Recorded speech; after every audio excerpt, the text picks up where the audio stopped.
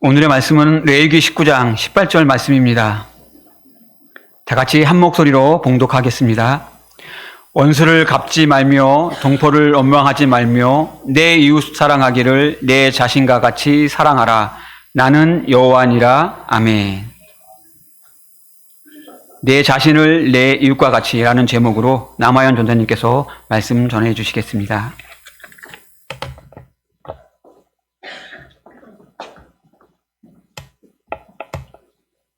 네, 안녕하세요.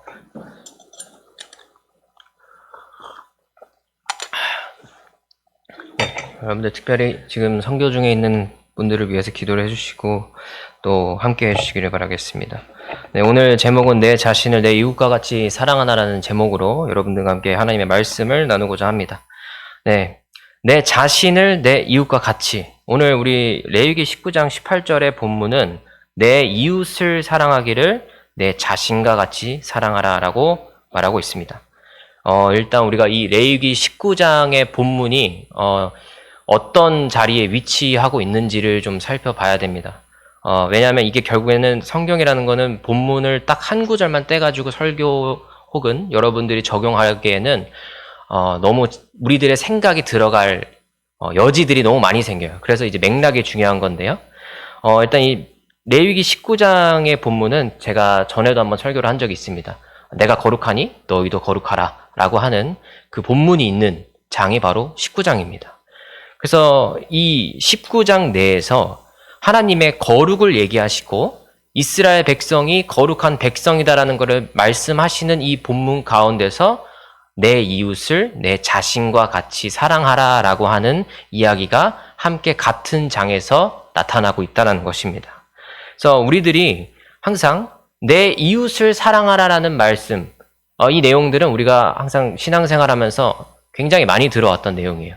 그래서 우리가 항상 주변에 마을을 위해서도 지금 봉사하는 것들이 있고 삼계탕 봉사도 있고 뭐 여러 가지 다 있죠. 그런 것들도 다 이웃을 사랑하는 차원에서 우리가 교회에서 하는 여러 가지 활동들 중에 하나입니다. 어떻게 보면 지금 선교회에 나가고 있는 우리 선교하는 것도 그런 차원일 수도 있겠죠. 이처럼 교회는 상당히 많은 부분을 이웃 사랑하는 것에 실천함에 있어서 많은 투자를 하고 있는 공동체이죠. 그런데 지금 우리가 이게 부족하다 혹은 이게 우리에게 필요한 것이다 모르는 사람이 없습니다. 이웃을 사랑하는 것 너무나 중요하죠. 예수님도 말씀하셨죠. 내 이웃을 사랑하라고. 그런데 오늘 이 본문에서 제가 여러분들에게 드리고 싶은 말씀은 그동안 들어왔던 내용들은 이미 잘 알고 있으니까 그거는 간직을 당연히 해야 되고요. 어떻게 보면은 오늘을 살아가고 있는 젊은이들이나 청년들한테 더 중요한 얘기일 수도 있어요. 여러분들 그래서 이게 여러분들이 꼭 맞지 않는 오늘의 방향일 수도 있습니다. 하지만 여러분들이 이거를 귀 기울여서 들으셔야 되는 이유는 여러분들의 자녀가, 여러분들의 손자 손녀들이 이런 마음을 가지고 있다라는 거를 제가 함께 대변을 하면서 이 본문에 대한 말씀을 나누고자 해요. 제가 이 내 자신을 내 이웃과 같이라는 제목을 통해서 여러분들에게 드리고 싶은 질문이 하나 있습니다. 과연 이제 본문에서는 내 이웃을 사랑하기를 내 자신과 같이 사랑하라고 레위기 19장 18절에 본문에 적혀 있습니다. 그러면은 이게 순서가 있다라는 거예요. 내 이웃을 사랑하는 것, 잘 알겠다. 자, 여러분들이 받아들이셨단 말이에요. 그럼 이 뒷부분에 나오는 것, 내 자신과 같이 사랑한다 라는 게 적혀 있죠. 그럼 내 자신을 사랑하지 않는 사람은 이웃을 사랑할 수 있을까요? 이제 이런 질문이 들기 시작하는 거예요. 왜 성경은 내 이웃을 사랑한다고 그냥 얘기하면 되는데 내 자신과 같이 사랑하라고 말씀을 하셨을까?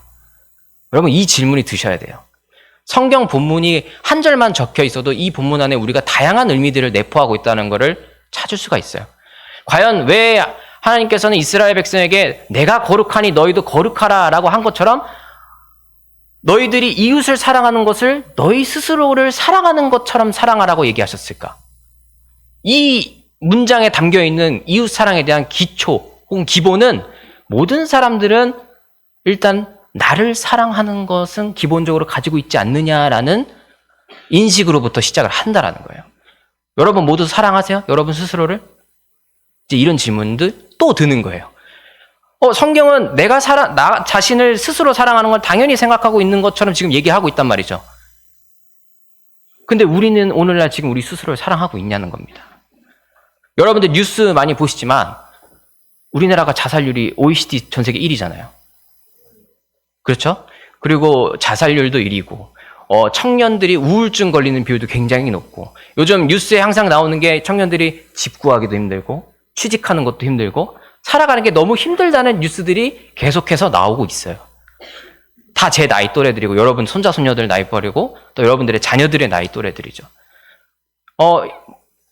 왜 이런 뉴스들이 대한민국이라고 하는 나라에서 계속해서 끊임없이 나오고 있을까?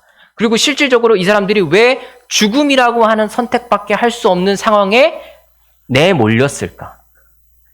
결국 이들은 자신을 사랑하고 싶지만 사랑할 수 없는 상태에 놓였다라는 거예요. 근데 우리가 교회에서 이웃을 사랑하라고 한다는 이 본문의 말씀을 봤을 때 내 자신도 먼저 사랑할 수 없는데 어떻게 이웃을 사랑할 수 있을까요? 이런 이야기가 나오지 않겠어요? 특히 청년들에게. 교회에 청년이 없잖아요. 왜 그럴까요? 저는 여기에 문제가 있다고 생각을 해요. 교회가 나 자신을 사랑하라고 먼저 이야기해주고 가르쳐줘야 되는 공간이잖아요. 근데 그거를 하지 않고 교회가 오히려 이웃 사랑에만 너무 쏠려 있지는 않았는가? 혹은 이웃 사랑은 하고 있었는가?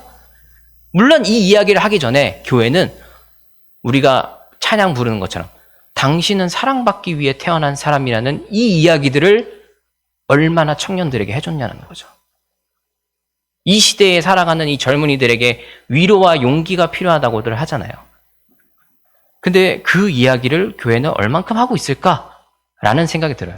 물론 관동교회는 잘하고 있지만 많은 한국교회가 거기에 그렇게 관심이 없다는 거예요. 기독교가 사회복지의 어떤 상황 가운데서 차지하고 있는 비율이 굉장히 높아요. 우리나라 사회복지계에서 교회를 빼면은 거의 절반 이상의 사회복지 기관이 없는 거나 마찬가지예요. 그만큼 기독교는 이웃사랑에 있어서 많은 뉴스에서 욕을 먹는 상황도 있지만 실질적으로 사회복지 기관이나 이런 것들만 따졌을 때는 굉장히 대한민국에서 큰 부분을 차지하고 있는 단체들이에요. 기독교 단체라는 게. 그런데 우리가 이웃사랑을 이만큼 하고 있는 만큼 우리 각각의 개인의 삶을 돌아볼 수 있게 해주는 역할은 얼마나 감당을 하고 있느냐라는 거예요. 일단 성경은 제가 여러분들에게 질문을 드렸다시피 나 자신을 사랑하는 것처럼 이웃을 사랑하라고 한다면 나 자신을 많이 사랑하는 사람일수록 내 이웃을 많이 사랑할 수 있다는 거예요. 본문이 얘기하고 있잖아요, 지금. 본문이 그렇게 얘기를 하고 있어요. 내 이웃을 내 몸같이 사랑하라. 그럼 나를 많이 사랑하는 사람 당연히 내 이웃을 많이 사랑할 수 있지 않을까요? 그럼 내가 이웃을 사랑하지 못한다고 한다면 여러분도 한번 돌아보셔야 돼요. 내가 이웃 사랑이 부족하지 않은가? 그럼 내가 뭐 나가서 봉사를 해야지, 누굴 도와줘야지, 맛있는 걸 사줘야지 이런 거 생각하기 전에 내 스스로를 먼저 내가 사랑하고 있는가? 라는 생각을 우리가 한번 해볼 필요가 있다는 거죠. 이게 굉장히 우리의 신앙에서 굉장히 중요합니다. 그런데 이 질문이 어떤 사람에게는 나 자신을 먼저 사랑하는 게 중요하지라는 게 이기주의처럼 들릴 수도 있어요. 하지만 절대 그런 게 아니라는 거예요. 성경은 먼저 내가 사랑하는, 나를 사랑하는 그 여유가 없이는 다른 사람에게 쓸 여유가 없다라는 걸 먼저 알려주고 있는 거예요. 이게 얼마나 오늘날 시대에 뒤떨어지는 얘기인가요? 저는 오히려 성경은 시대를 초월하는 말씀을 가지고 있다고 여러분들 다 믿고 계시잖아요. 성경이 얼마나 시대를 앞서가는지 몰라요. 이게 몇 천 년 전에 쓰였던 본문이 우리에게 이렇게 얘기를 해주고 있다는 거예요. 이 본문들이 우리에게 사랑하는 그 기준을 알려주고 사랑하는 순서를 알려주고 있어요. 사랑하는 방법을 알려주고 있어요. 특히 레위기라고 하는 이 본문 우리 얼마나 딱딱하게 들으셨어요, 그동안.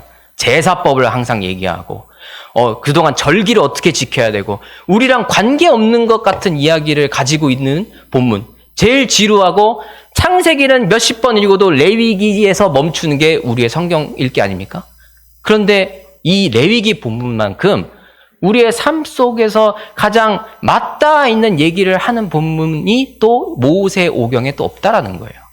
제가 지난번에도 말씀드렸듯이 내가 거룩하니 너희도 거룩하라. 이거는 이미 거룩은 우리가 노력을 통해서 도달할 수 있는 단계가 아니잖아요. 하나님이 우리에게 이미 너희도 거룩하다라고 얘기하시는 것과 다름이 없다라고 말씀을 드렸어요. 기억이 안 나시는 분들은 그 교회 유튜브를 한번 나중에 또 다시 한번 살펴보세요. 이게 여기랑 같은 장이기 때문에 이게 다 연결이 되는 겁니다. 이게 맥락이 항상 중요하다고 제가 말씀을 드리잖아요. 그래서 어쨌든 다시 돌아와서 자, 이런 질문이 이제 우리 시대의 젊은이들에게는 그리고 또 여러분 모두에게 당연히 들어야 되는 질문이에요. 특히 요즘 젊은이들에게는 더 들게 되겠죠. 그런데 이게 어떻게 보면은 이게 교회만의 문제가 아니에요. 사실 사회라고 하는 것들을 우리가 관가할 수가 없습니다. 오늘날 시대가 얼마나 또 빠르게 발전하고 있고 빠르게 많은 것들이 지나가요. 그렇죠? 그래서 우리가 적응하기가 너무 힘들 정도로 사회가 너무 빠르게 변한단 말이죠. 그러다 보니까 결국 이 빠른 시대에 적응하지 못하는 사람들은 뒤떨어져서 도태되는 사람들이 생길 수밖에 없죠. 지금 우리가 살고 있는 현실이 그렇습니다. 당장에도 막 AI가 나와가지고 막 외국어를 번역을 막 해주고 뭐 AI 인공지능 뭐 이런 게 나와가지고 사람이랑 대화를 해주고 뭐 이런 시대가 왔어요. 또 앞으로 10년 뒤에는 또 얼마나 발전된 세상이 우리에게 다가올지 예측도 이제는 안 됩니다. 그런 상황 가운데서 우리가 한마디로 사회에 쓸모 있는 사람, 쓰임 받을 수 있는 사람이 돼야 된다라고 우리가 항상 얘기하잖아요. 그럼 결국 이거를 단적으로만 얘기하자면 회사에 취직될 수 있는 사람이어야 된다는 거예요. 오늘날의 자본주의 시대에선. 다른 사람이 나를 필요로 한다는 건 이 시대에 누군가 나에게 돈을 지불하고 내 능력을 사가는 사람이 되어야 된다는 거죠. 지금 오늘날 시대에. 그런데 이게 힘들잖아요. 너무 빨리 변하니까. 우리가 어떻게 여기에 적응할 수 있을까요? 그리고 적응해서 성공한 사람만 능력 있는 사람이 되고 그 사람이 간증을 하면 하나님께서 도움을 주셨다고 하죠. 하지만 그런 사람이 많을까요? 아니면 이 시대가 빠르면 빠르게 발전할수록 뒤처지는 사람이 더 많을까요? 그러고 교회는 어느 쪽의 편에 서야 될까요? 뒤처지는 사람들의 편에 서야 되는 게 교회 아닐까요? 그게 교회의 존재 이유잖아요. 그게 이웃사랑의 가장 큰 목적이잖아요. 고아와 과부와 나그네를 챙기시는 하나님의 그 목소리가 성경 곳곳에 들어있습니다. 그래서 이걸 이제 능력주의의 함정이다 뭐 이런 얘기가 요즘에 이제 나오고 있는데 이건 좀 이제 뭐 또 어려질 수 있으니까 그냥 차차하더라도 우리가 뉴스만 보더라도 요즘 서울대도 학과별로 부족한 인원들이 생긴다는 거예요. 왜? 의대 가려고. 요즘 의사밖에 지원을 안 하고 의대만 지원율이 너무 높고 이런다는 거예요. 그래서 이공계 그냥 공과대학 이런 데도 지금 인원이 비는 데가 있다. 연고대도 빈다. 이런 뉴스들이 막 나오잖아요. 그 왜 그럴까요? 돈 벌어야 되니까 그렇죠. 의사가 돈을 잘 버니까. 그러면 이제 의대를 못 간 사람들은 또 어떻게 될까요? 옛날에는 대학만 나와도 취직이 되고 취직을 되면은 정년퇴임까지 거기에 있는다라고 했잖아요. IMF 전까지만 하더라도. 그래서 제가 한번 통계를 봤어요. 누가 얘기하는 걸 들었는데 IMF 이전에는 동기가 10명이 만약에 회사에 입사를 했다 그러면 정년퇴임까지 남아있는 비율이 10명 중에 8명은 그 회사에서 뼈를 묻고 퇴직을 할 수 있었대요. 근데 IMF 이후가 지나서는 그게 안 되니까 요즘에는 1명이 남아있을까 말까라는 거예요. 정년퇴임을 할 수 있는 게. 그럼 결국 이 회사에 들어간 사람들에게 지금 다니는 회사는 어떤 의미가 있을까요? 어차피 난 여기에 뼈를 묻을 게 아닙니다. 내가 더 높은 단계로 넘어가기 위한 하나의 발판이 될 뿐인 거예요. 회사들이. 그러면은 이 사람, 제가 만약에 회사에 들어갔다고 치죠. 그러면은 저는 더 높은 회사에 가기 위해서 여기서 열심히 성과를 내는 거예요. 왜? 여기서 퇴직을 하려고 내가 성과를 내는 게 아니에요. 이 회사가 잘 되라고 성과를 내는 게 아니에요. 다음 회사로 더 좋은 회사로 넘어가려고 성과를 내는 거지. 왜냐면 그게 내 다음 이력서에 들어갈 테니까. 이제 이게 현실이라는 거죠. 결국 이렇게 내가 성과를 내는 거는 나 자신이 살아남기 위해서 하는 거예요. 안 그러면 내가 잘리니까. 안 그러면 내가 더 좋은 회사로 갈 수 없으니까. 이게 현실인 거죠. 근데 이게 과연 그냥 성도님들의 삶에서만 나타나느냐? 그게 아닙니다. 서울에서 사역을 하고 있는 제 많은 동기 목사님들, 전도사님들이 계세요. 그래서 선배 목사님들도 계시고, 저는 여기 시골에 있죠. 뭐 제 고향이니까. 제 주변에 제가 입학했을 때 90명이 들어갔어요, 신학과에. 근데 지금 목회하는 사람이 한 20명 정도밖에 없어요. 사역을 하는 사람이. 근데 거기서 서울 이외를 가는 사람은 좀 저밖에 없습니다. 20명 중에. 여기까지 내려온 사람이 저밖에 없어요. 경기도도 안 가요. 지금 다 서울에 있어요. 수도권까지는 있죠. 네, 수도권까지는 있습니다. 근데 그것도 서울에 바로 붙어 있는 곳까지만 가 있어요. 여기 밑으로는 아무도 없습니다. 그리고 이 친구들에게 제가 얘기를 하다 보면 듣는 날들이 있어요. 토요일 아침에 이제 교육자 회의를 하게 되는데, 그럼 이제 교육자실에 다 모여가지고, 너네 부서 지난주에 몇 명 나왔니? 몇 명 나왔니? 이거를 체크를 한다는 거예요. 그리고 그 교육자실에 이제 몇 명 나왔는지 그 리스트가 몇 주에 몇 명 이렇게 적는 칠판도 있는 데도 있다라는 거예요. 여기도 경쟁이에요, 교회도. 제가 그래서 친구들한테 한마디 할 때, 이렇게 얘기할 때가 있어요. 보험 판매랑 뭐가 다르죠? 이런 얘기를 할 때가 있단 말이에요.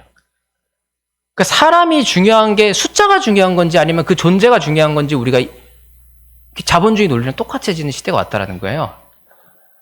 교회가 이제 그런 곳이 됐어요. 그럼 교회는 이런 것들을 막아설 수 있는 마지막 보루가 돼야 되는 곳 아닐까요? 근데 우리 교회가, 한국 교회가 좀 그렇다는 거예요. 사실 교회는 오히려 핍박받고 적을 때가 가장 건강할 때입니다. 그게 제일 건강해요. 건강했었어요, 역사적으로. 하지만 이제 그런 시대는 아니라는 거죠. 오히려 한 명 한 명의 숫자가 귀해지는 시대가 지금 우리가 살고 있는 시대라는 거예요. 교회조차도 이럽니다. 사회도 그럽니다. 그러면은 도대체 우리는 어디서 우리 스스로가 하나님의 사랑받는 자녀라는 인식을 할 수 있는 곳이 도대체 어디 있는 걸까요? 이 땅에서. 이게 우리의 현실이라는 거예요. 도시는 더해요, 지금. 제가 10년 전에도 제가 처음 상경에서 올라갔을 때 첫 사역을 20살 때 시작을 했는데, 그때도 느꼈던 게 딱 이미지가, 서울 깍쟁이가 왜 나오는지 알겠다. 이 느낌이 들었어요. 10년 전에도. 근데 저는 이제 10년 동안 서울에 계속 살았기 때문에, 어떻게 보면 이제 여러분들 보시기에는 제가 서울 깍쟁이가 됐을 수도 있죠. 근데 제가 그때 느껴도 그런 느낌을 받았는데, 오늘날에 만약에 시골에서 올라오시는 분들은 또 어떤 느낌을 서울에서 받게 될까요? 점점 더 사랑이 없어지는 이 시대에서 뉴스에서 더 이상 위로가 되는 말들이 없어요. 항상 나라 걱정하게 되는 말들밖에 안 나옵니다. 항상 미래를 걱정하는 말들밖에 안 나옵니다. 이러니까 청년들도 애를 안 낳아요. 희망이 안 보이잖아요. 그거를 어떻게 내 자녀에게 물려줄 수가 있습니까? 근데 교회 공동체 안에서도 이게 그렇다는 거예요. 도대체 어디서 우리는 희망을 얻고 소망을 얻고 사랑을 할 수 있고 그게 넘쳐 흘러나갈 수 있냐는 겁니다. 그래서 요즘 이제 또 사람들이 어떤 책들을 읽는지 보면은 이 시대가 어떤 게 필요하구나를 알 수가 있어요. 그러니까 최근까지만 하더라도, 지금은 아닙니다. 최근까지만 하더라도 이런 책들의 제목들이, 이런 제목의 책들이 유행이었는데, 남에게 보여주려고 인생 낭비하지 마라. 나는 나로 살기로 했다. 내가 아니면 누가 나를 챙겨줄까? 누구에게도 상처받을 필요 없다. 하마터면 열심히 살 뻔했다. 이런 내용의 책들이, 이런 제목의 책들이 서점에서 1등부터 10등까지를 매기면 이런 책들이 꼭 들어가 있었다는 거예요. 얼마 전까지만 하더라도. 이게 왜 이렇게 나올까요? 그러니까 이 책들이 가지고 있는 내용은 저는 보진 않았어요. 하지만 제목만 보더라도 뭔가 이 사람들에게 부족한 마음이 있고 상처받는 것에 대해서 위로가 필요하고 혹은 상처받는 삶을 살고 있구나를 알 수가 있다는 거죠. 그럼 이 사람들이 이제 그걸 극복하고 싶어 하니까 그 방법을 찾기 위해서 이런 제목들의 책을 찾는 거예요. 하마터면 열심히 살 뻔했다. 너무 열심히 살았는데 돌아보니까 남는 게 없다라는 거죠. 계속 나만 계속 쓰고 있는데 채워지는 게 없다라는 거죠. 너무 바쁘게 살고 있다라는 거예요. 근데도 미래가 안 보여. 옛날엔 열심히 사는 만큼 내 미래가 보장됐는데 뿌린 대로 거둔다고 했는데 뿌린 만큼 못 거둔다는 거예요. 뿌린 대로 거두는 것도 은혜라는 거죠, 지금 이 시기에. 지금 이렇게 살고 있는 사람들에게 결국 여유가 없고 상처를 받고 있고 나를 돌아볼 수 있는 어떤 시간을 갖고 싶다라는 거예요, 많은 사람들이. 그런데 기독교는 여기에 대한 모든 답을 해주고 있어요, 성경이. 너의 너된 것은 다 하나님 은혜고 하나님이 함께 하시면 우리가 모든 것들을 극복할 수 있다고 교회에서 항상 가르치고, 우리의 삶에서 내가 어떤 존재인지 성경이 알려주고 있습니다. 그리스도인이 어떤 존재인지 성경이 알려주고 있어요. 그리고 우리가 열심히 살아가는 것, 우리가 노력하고 있는 것 하나님이 알아주신다고 교회에서 다 얘기합니다. 그런데 이제 교회는 정답을 가지고 있어도 정답을 살아가지 못하는 단체가 됐다는 거예요. 우리는 정답을 가지고 있어요, 말씀이라는. 그 말씀 안에 세상 사람들이 고민하고 있는 지점들에 대한 답들이 거의 대부분 있습니다. 그걸로 채워지는 부분들이 있어요. 그리고 그것들로 우리가 의심하지 않고 믿으면 나아갈 수 있는 힘을 얻을 수 있었어요. 근데 이제 그렇지 못하다라는 거예요.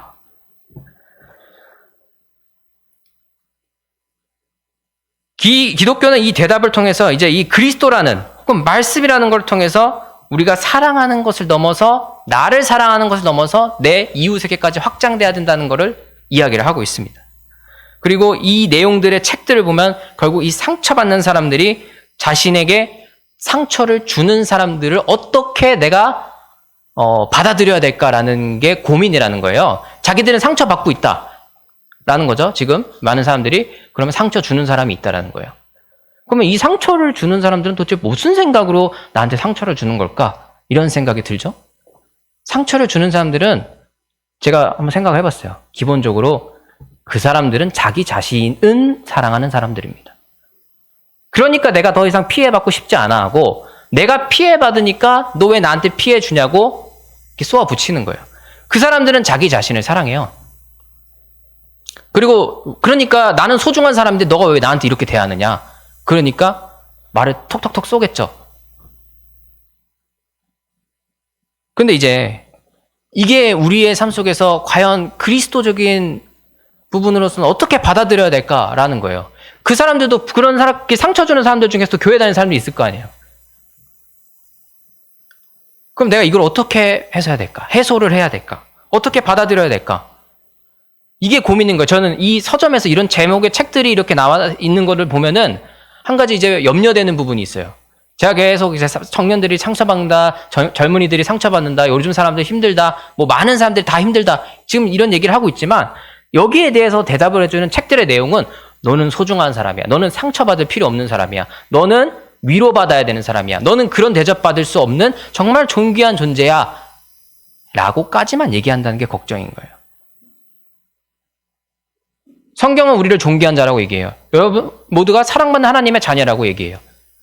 근데 그러면 그 상처를 주는 사람들은 자기를 사랑하니까 내가 피해 입는 거를 못 견뎌서 그 사람들한테 다다다다 쏘아붙이는 거 아니에요?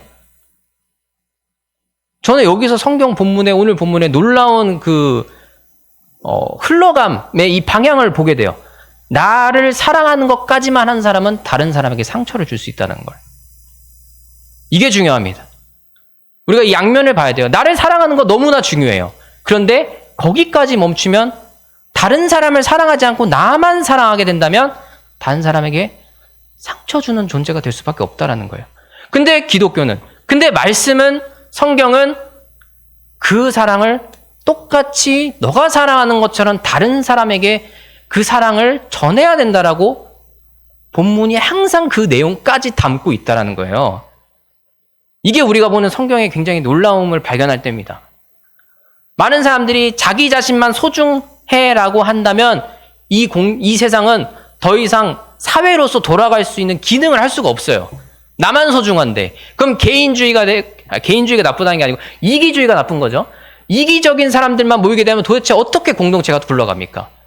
근데 교회는 개인으로 시작하지만 그 개인들이 모인 공동체라는 걸 보여주고, 개인을 사랑하지만 그 사랑이 우리 공동체 모두에게 확장되고 교회 넘어서까지 확장된다는 것을 계속해서 보여주고 나타내고 성경에 쓰여져 있다라는 거예요. 절대 너가 너를 사랑하는 것까지만 멈춰서는 안 된다라고 얘기하고 있는 게 우리가 읽고 있는 성경이라는 거예요.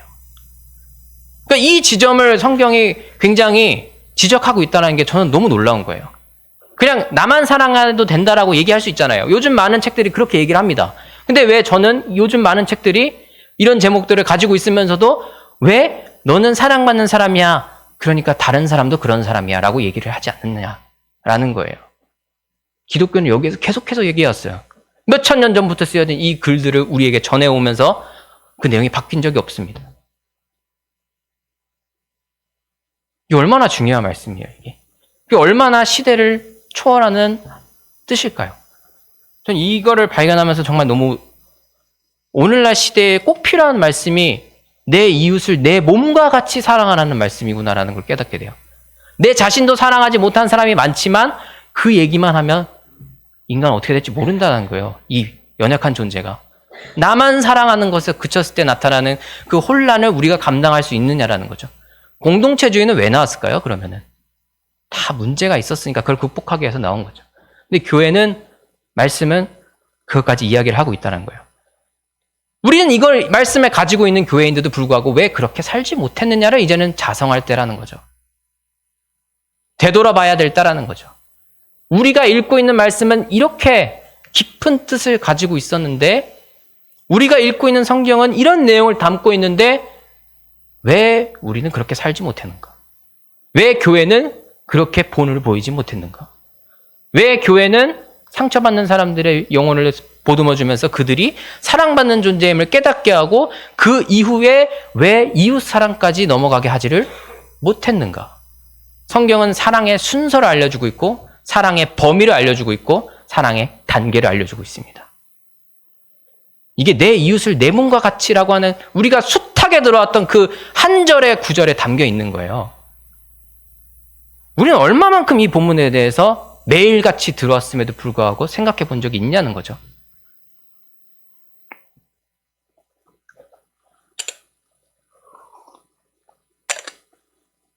또 오늘을 살아가는 사람들에게 왜 자기 사랑을 할 수 없을까? 이 생각을 또 하게 됩니다. 왜 이렇게 책들이 너는 사랑받는 존재야, 사랑해야 돼, 너는 그렇게 상처받을 수 없어, 다른 사람이 너한테 하는 것들은 다 무시해버려, 이렇게 얘기할 텐데 왜 아직도 그런 내용들을 채워지지 않는 부분들이 있어서 사람들이 계속해서 간구하느냐, 갈급해하느냐. 계속 우리나라에서도 저출산 이런 거를 위해서 돈을 몇백 조를 썼다고 그러잖아요.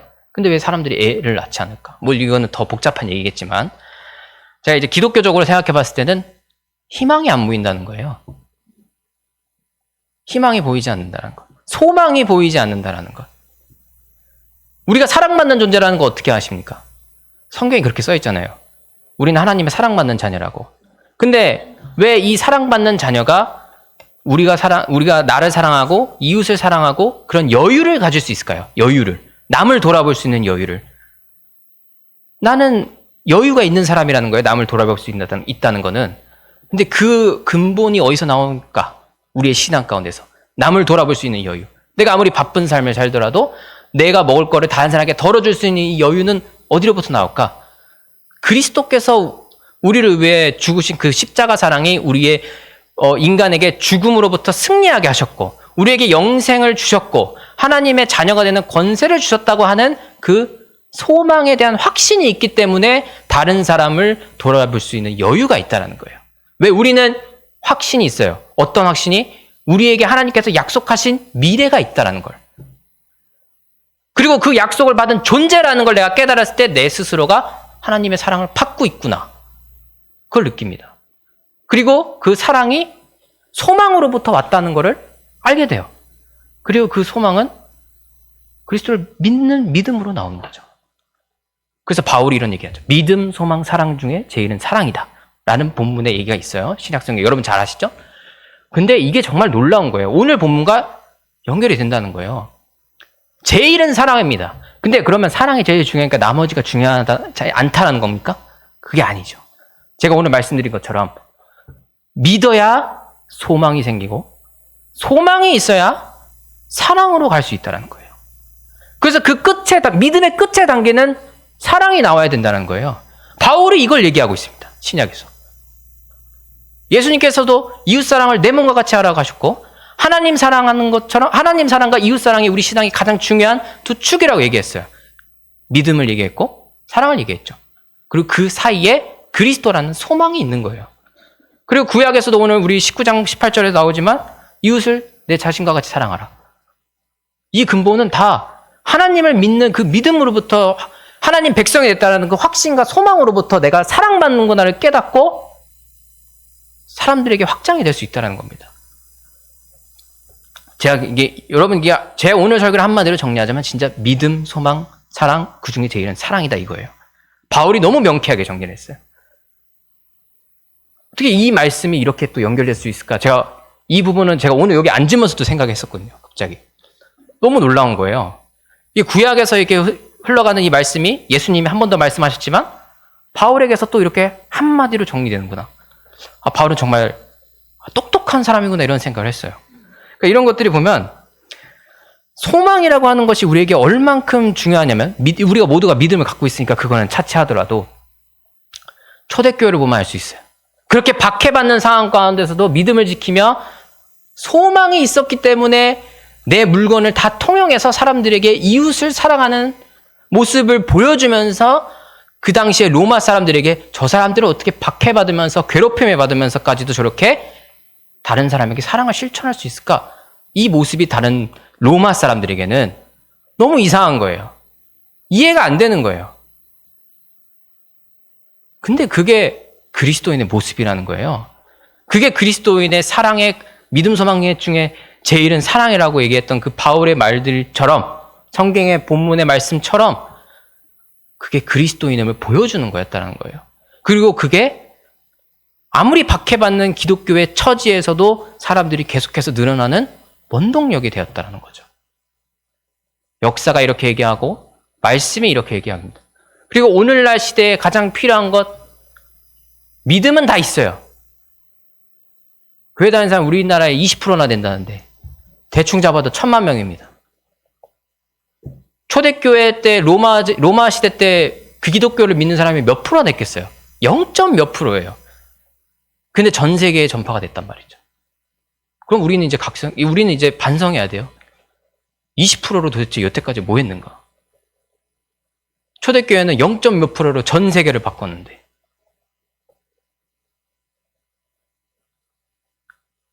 믿음은 있었으나 소망이 없었다라는 거죠. 소망이 없기 때문에 사랑이 없다라는 거죠. 이 사랑의 단계에 도달하기 위해서 우리가 믿음과 소망이라는 단계를 차근차근 밟아야 된다는 거예요. 우리가 사랑이 중요한 거 왜 모릅니까? 우리가 사랑이라는 거 기독교에서 너무 많이 얘기해 왔어요. 그리고 우리가 사랑받는 존재라는 거 너무 많이 들어왔어요. 근데 우리 스스로를 사랑하지 못하고 있습니다. 근데 그것은 그리스도를 믿음에도 불구하고 나에 대한 사랑이 없다는 거. 그리스도가 주신 확신의 소망의 단계에 우리가 들어가지 못했다라는 거예요. 그 단계가 차근차근 밟아져야지 나 자신을 사랑할 수 있고 성경에 얘기하는 것처럼 내 이웃을 나 자신과 같이 사랑할 수 있다는 겁니다. 오늘 본문의 말씀 너무나 중요합니다. 그리고 우리가 이 삶을 힘들수록 버틸 수 있는 돌파구도 믿음을 통해서 우리가 돌파한다면 우리 신앙인들이 소망이 있기 때문에 지금 힘들어도 버틸 수 있는 거예요. 여러분들 내일 하루가 더 나아진다면 오늘 버틸 수 있지 않습니까? 이거예요. 소망이 다른 게 아닙니다. 내일 내가 조금 더 나아진다면 오늘 버틸 수 있어요. 근데 오늘 더 나빠진다면 내일 더 나빠진다면 오늘 버틸 수 있겠어요? 그걸 아신다면? 내일 더 나빠질 걸 안다면? 그럼 이제 모두가 포기하는 거예요. 야, 어차피 더 나빠질 건데 내가 지금 이렇게 아득바득 살아가지고 뭐합니까? 포기하는 거죠. 미래가 안 보이니까. 근데 왜 우리가 오늘 열심히 살아요? 오늘 열심히 하면 내일 오늘보단 낫겠지 라는 생각으로 오늘 열심히 하는 거 아닙니까? 그런데 그리스도인들은 우리가 죽음 이후에 받은 확신의 소망이 있다니까요. 그러면 우리는 살아가는 이 현실을 열심히 살 수밖에 없다는 거예요. 그게 종말을 준비하는 우리 그리스도인의 태도죠. 그러니까 우리는 종말이 소망이라고 얘기하는 거예요. 우리는 심판의 때에 구원받는다면서요. 그렇게 얘기하면서 왜 우리는 절망합니까? 이런 것들이 다 하나하나 연결이 돼 있고 쌓아져 있고 무엇 하나 어긋나는 게 없어요.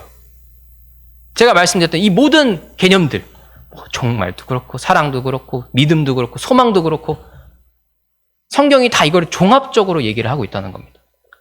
그래서 우리에게 오늘날 필요한 이 신앙의 자세가 제가 사랑으로 시작해서 소망도 왔고 믿음도 했고 종말도 했고 다 얘기합니다. 그래서 말씀이 어려워요. 뭐 맨날 제가 말씀드리는 거지만 이 한 구절만 가지고도 바울을 얘기할 수 있고 예수님을 얘기할 수 있고 종말을 얘기할 수 있고 소망을 얘기할 수 있어요. 물론 어떤 분들은 제가 이렇게 얘기한 게 억지스럽다라고 하시는 분들이 있을 수도 있습니다만 제가 논리적으로 열심히 좀 연구하면서 제 나름대로 했을 때는 이런 결론에 도달하게 돼요. 그리스도께서 이 땅에 오신 게 자유함을 또 주시기 위해서, 소망을 주시기 위해서, 사랑을 주시기 위해서, 영생을 주시기 위해서, 죄의 문제를 해결해 주시기 위해서 많은 이야기들을 하셨어요. 근데 그게 다 하나로 묶인다는 거죠. 결국 우리를 사랑해서 오신 거잖아요. 이 말씀에 우리가 깊은 깨달음을 얻게 되면은 결국 우리가 붙잡을 수 있는 것도 하나님밖에 없구나. 내 상황보다 더 크신 하나님을 붙잡을 수밖에 없구나. 그리고 내가 그 하나님의 사랑받는 자녀구나. 그 소망이 나를 사랑하는 자녀로 만드셨구나. 그리스도께서 나를 위해 죽으셨으니까. 그러면 그 사랑을 내가 사랑하는 것, 나를 사랑하는 것처럼 내 이웃을 사랑해야지로 나아가는 게 우리의 그리스도인의 자연스러운 흐름이라는 거예요. 그리고 거기까지 가야 된다는 거죠. 우리가 말씀에 그 매일같이 들어왔던 이 본문이 매일같이 들어온 이유가 있는 겁니다. 근데 그 중요함을 너무 많이 들으니까 가볍게 느껴지는 거죠. 익숙함에 속아서. 너무 중요해요.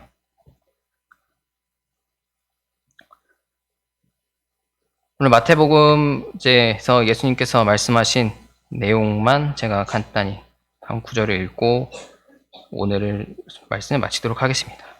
네, 마태복음 22장의 말씀인데요. 그 중에 한 율법사가 예수를 시험하여 묻되 선생님 율법 중에서 어느 계명이 크니이까? 예수께서 이르시되 내 마음을 다하고 목숨을 다하고 뜻을 다하여 주 너의 하나님을 사랑하셨으니 이것이 크고 첫째 되는 계명이요 둘째도 그와 같으니 내 이웃을 내 자신과 같이 사랑하라 하셨으니 이 두 계명이 온 율법과 선지자의 강령이니라.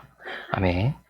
자, 오늘 여러분들께서 들으신 것처럼 본문이 얘기하는 것처럼 여러분들의 삶 가운데서도 믿음과 소망과 이 사랑이 차곡차곡 단계를 쌓아서 이웃을 사랑하는 것까지 나아가는 우리 모두 그리스도인이 되어서 이 세상을 함께 나아갈 수 있는 공동체로서 승리할 수 있는 분들이 될 수 있기를 기도하겠습니다. 감사합니다.